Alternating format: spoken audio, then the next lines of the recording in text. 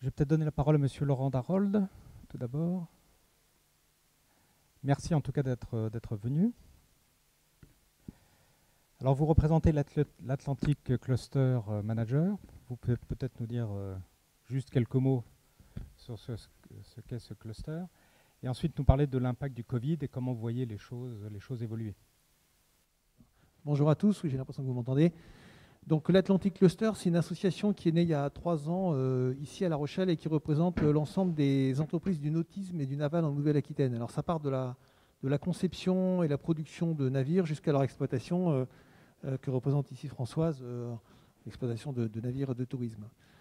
C'est un secteur assez vaste et assez important dans notre région. C'est aussi un secteur qui est très je dirais en pointe au niveau mondial, puisqu'on est vraiment la première région de production de navires à voile ici en Nouvelle-Aquitaine. Donc moi je vais vous parler de deux choses. D'une part de la partie production, enfin conception-production de navires, et puis ensuite de la partie exploitation, mais que je laisserai plutôt Françoise développer. En fait, nous, notre problématique, à nous, on est un acteur entre guillemets du tourisme, mais de fournisseur du tourisme. Et là, on est effectivement fournisseur au niveau mondial. Évidemment, la crise du Covid, c'est un peu compliqué parce qu'il y a des destinations qui ont gardé un fort potentiel et d'autres qui se sont totalement écroulées. En particulier, toutes les destinations qui étaient liées à du transport aérien. C'est-à-dire que vous prenez par exemple une zone comme les Baléares ou les Canaries. Et en fait, l'activité du tourisme sur l'eau s'est totalement écroulée. Et quand je dis totalement écroulée, c'est qu'elle s'est, grosso modo, ils ont réalisé 20% de leur chiffre d'affaires. Et non pas, ils n'ont pas perdu 20% de leur chiffre d'affaires, ils ont réalisé 20% de leur chiffre d'affaires. Donc évidemment, dans ce secteur-là, c'est très compliqué pour nous de continuer à produire et de vendre des navires. Inversement, d'autres secteurs, et en particulier la France, qui est une destination touristique assez conséquente à elle toute seule. Certes, c'est un pays qui attire, mais il y a aussi beaucoup de monde en France. Il y a eu plutôt des assez bonnes saisons faites par les opérateurs touristiques, au sens large, au niveau des navires de plaisance comme des navires professionnels. Alors, qu'est-ce qu'il faudrait faire pour relancer tout ça? Je pense qu'il y a beaucoup de choses, et le développement durable est un élément absolument fondamental, ne serait-ce que parce que les utilisateurs finaux, ils sont très sensibles, et de plus en plus sensibles, d'autant plus sensibles avec le Covid, mais déjà au sens... déjà de manière normale, le Covid a largement accéléré ça. Alors les sujets sont très très vastes, parce que, en fait, déjà sur la conception et la construction, en fait, il y a beaucoup d'évolutions qui sont devant nous, comme dans l'automobile, pour faire évoluer nos constructions, pour qu'elles deviennent plus durables. C'est les matériaux, c'est les propulsions, c'est beaucoup de choses. Il se trouve qu'en Nouvelle-Aquitaine, on a déjà beaucoup de choses, beaucoup de précurseurs. Je pense à des sociétés comme Alternative Energy qui sont en pointe dans la propulsion électrique de navires, entreprises quasiment inconnues du grand public et pourtant qui sont un des meilleurs français, pour ne pas dire mondiaux. On est aussi l'endroit où on construit des bateaux à voile. Et quand on parle de propulsion, la voile, c'est particulièrement bon sur un plan écologique. Beaucoup de sujets sont devant nous. Et il est clair que nous, au sein du cluster et avec la région, soutenu par la région assez fortement, on a beaucoup de projets pour essayer de continuer à développer et accélérer la transition de la conception et de la construction de navires. Et je pense que ça, c'est vraiment important de l'accompagner sous tous ses angles. Je pense par exemple à améliorer les performances des navires, tout simplement. C'est-à-dire qu'un navire, à voile ou à moteur, quand on divise par deux sa performance, son efficacité, on divise par deux sa consommation de gasoil, tout simplement. Même sans passer à l'électrique. Déjà, on a divisé par deux sa consommation. Donc les chances sont assez énormes de notre côté. Ensuite, il y a le volet exploitation. Et là, de la même manière, alors je laisserai Françoise parler d'exploitation proprement dite, mais il y a beaucoup de choses à faire pour que des zones comme la Nouvelle-Aquitaine soient des lieux d'exploitation qui soient attirants pour le grand public. Et ce qui veut dire que des touristes de France et de Navarre puissent venir et soient attirés par la région pour y venir naviguer. Je donne juste un exemple. Il y a un sujet qui est devant nous, c'est la notion de mouillage. Quand on est sur l'eau, on a envie d'aller quelque part, il y a les ports et puis il y a les mouillages. Il y a tout un énorme champ d'investigation à lancer sur installer des mouillages dans des zones protégées. C'est bien de protéger, de faire des aires marines protégées, c'est super, c'est une bonne idée, mais qu'est-ce qu'on fait après derrière? En fait, si simplement d'installer des mouillages dans des zones, ça permet de protéger les lieux.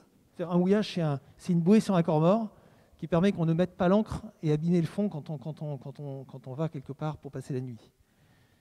C'est un sujet qui est sur la table depuis plus d'1 an, puisque le gouvernement avait à un moment donné lancé l'idée de faire une taxe sur des questions de mouillage avec une forte contrainte sur l'exploitation. En fait, il faut le prendre dans l'autre sens. Il faut créer des zones de mouillage. Ça peut être des revenus pour les collectivités locales. Il y a même en Charente-Maritime, en Nouvelle-Aquitaine, une société qui est avec une super innovante, avec une bouée connectée qui permet de mettre tout ça en œuvre de manière très très intelligente. Allons-y. Et là, c'est des politiques publiques qui peuvent, je dirais, porter des projets comme cela pour développer des zones de mouillage de manière très intelligente. Donc de l'innovation, à la fois dans les bateaux, dans les mouillages, pour rendre ce tourisme encore plus durable. Madame Delbecq, peut-être quelques mots justement sur la partie exploitation. Donc comment relancer ce secteur, comment on peut avoir un nautisme plus durable aussi. La Rochelle a une longue histoire dans le tourisme nautique. Au départ, c'était une clientèle de passionnés, essentiellement sur des bateaux à voile.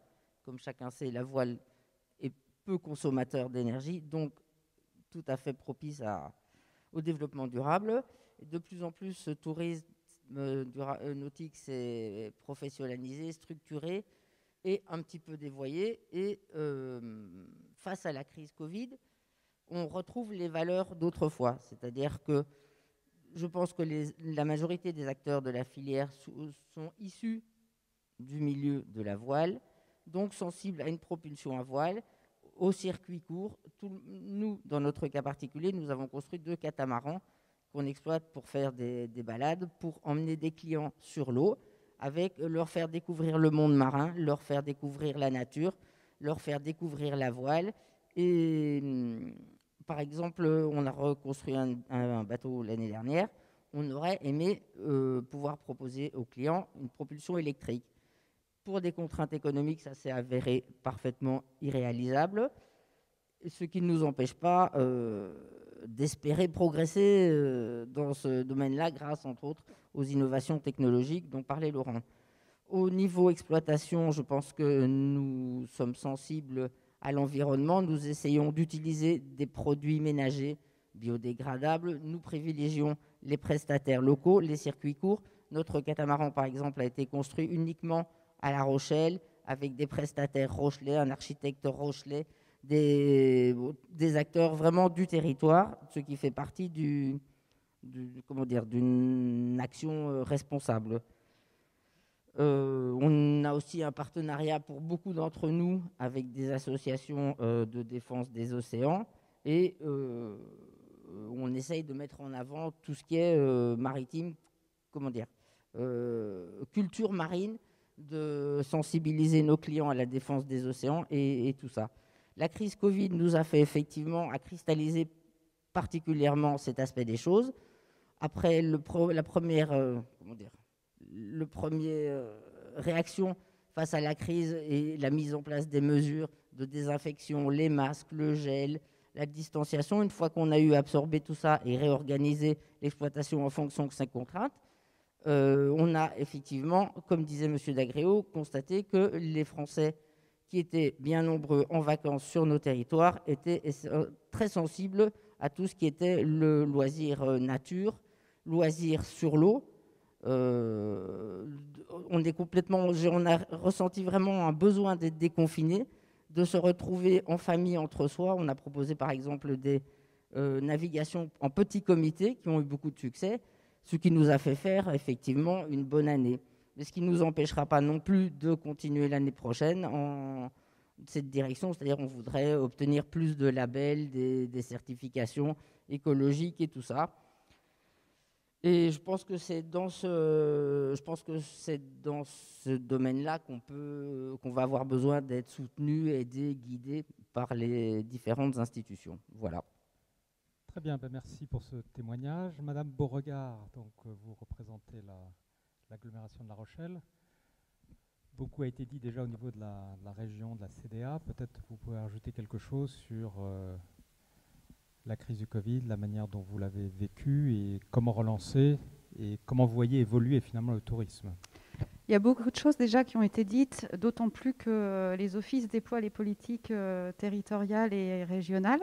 Donc notre rôle à nous, c'est vraiment d'être le relais entre les opérateurs et les différents niveaux d'aide. La chance qu'on a, c'est d'être en contact avec eux, avec vous. Et dans le même temps, quand j'entends Françoise parler, je me dis waouh, en fait, je ne savais pas tout ça. Donc le vrai travail qu'on a, nous, à faire, c'est de faire se rencontrer les gens, les rencontrer, passer du temps avec eux, être dans la relation, pour qu'on puisse mettre en musique tout ça, le valoriser, parce qu'effectivement, c'est présent sur notre territoire depuis longtemps. Et d'ailleurs, même géographiquement, La Rochelle est faite de telle façon, et l'agglomération, de telle façon que la mer est dans la ville, les espaces maritimes et naturels sont dans l'agglomération. Donc, je pense c'est ce qu'on est. Simplement, on ne l'a pas encore mis en musique. Et ensuite, il me semble qu'effectivement, le Covid accélère des changements qui étaient déjà bien engagés. Et qu'il y a beaucoup de choses qui sont de l'ordre du bon sens, dans un premier temps, et qui permettent d'agir tout de suite. Tu l'as dit, tu as mis en place des choses très basiques, mais n'empêche qu'elles sont efficaces, et que dans le même temps, il y a le temps de la réflexion structurante, des investissements, qui sont sur des temps plus longs. Donc on a un double travail de comment on fait pour être en route tout de suite maintenant, avec des actions opérationnelles qu'on peut tester, qu'on peut mettre en route et ensuite réorienter. Et pour ça, pour moi, ça passe par la dynamique et l'intelligence collective. On ne peut plus rester tout seul. Le monde est trop complexe. Et donc, il faut absolument qu'on mette en place des échanges et des réflexions avec nos opérateurs. Et puis après, il y a le temps de la structuration. J'ajoute que pour moi, il est important d'avoir une idée de ce qui se passe, et les offices peuvent apporter une forme d'intelligence économique à plusieurs, dans l'esprit de la complémentarité, pour pouvoir donner un petit peu des éléments et puis en recueillir. Ensuite, on peut bien sûr être l'outil qui va permettre de mettre les gens en mouvement. Et ça me paraît vraiment un axe important à développer. Voilà, c'est ce que je pense que j'ai fait le tour. Vous avez... c'est vraiment, c'est vraiment la complémentarité avec les différentes échelles et la relation entre des acteurs et les différentes instances qui vont travailler sur plusieurs niveaux. Donc des échanges d'expériences, interactions Oui. avec les acteurs de terrain. Et on voit il y a déjà de la remontée d'informations qui se fait, des échanges d'informations, donc c'est très bien. On va peut-être passer à Madame Blondy. Donc vous êtes maître de conférence en géographie et responsable de la filière tourisme à l'Université de La Rochelle. Et je crois que vous avez étudié les interactions entre le tourisme, l'environnement et les sociétés locales. C'est votre sujet de prédilection. Oui.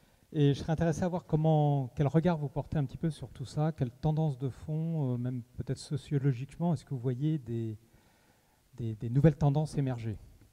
Alors, bonjour à tous. Je crois que déjà, oui, des nouvelles tendances, on les observe déjà effectivement depuis un temps qui est assez long. Effectivement, comme un certain nombre d'acteurs l'ont dit, le tourisme durable, c'est pas le Covid qui l'interroge. C'était déjà quelque chose qui était en espèce de gestation déjà auprès d'un certain nombre d'acteurs.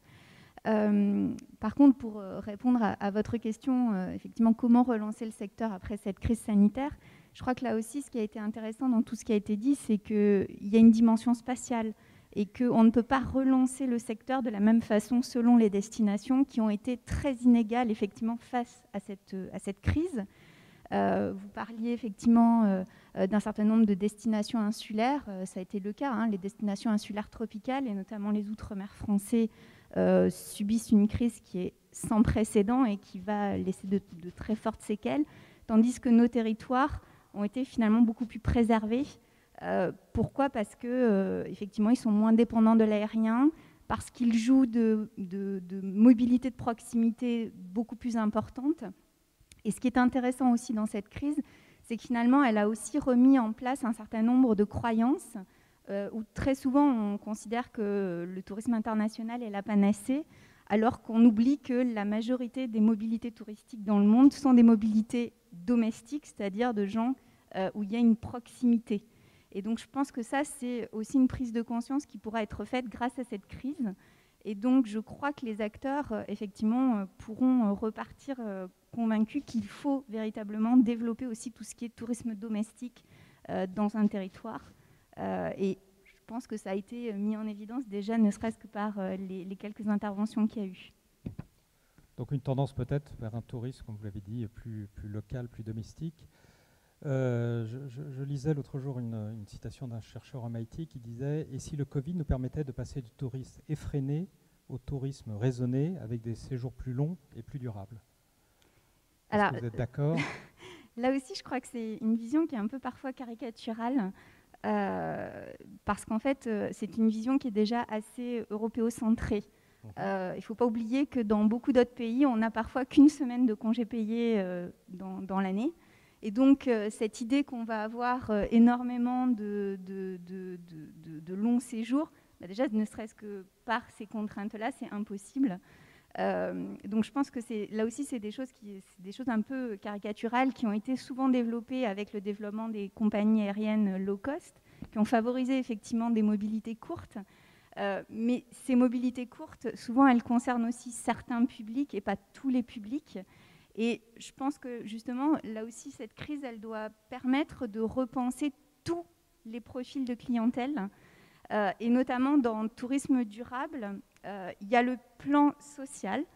Et très souvent, on focalise effectivement sur la dimension environnementale du tourisme, mais on oublie complètement aussi cette dimension sociale et voir comment le tourisme de demain peut être un tourisme inclusif, c'est-à-dire qu'il va s'offrir à tous, parce qu'aujourd'hui, le tourisme quand même correspond à une pratique de mobilité qui est une pratique d'élite, et également aussi comment ce tourisme va être inclusif avec les populations locales, c'est-à-dire comment ce tourisme va se développer sans générer de la conflictualité, sans générer des conflits, des tensions dans les territoires.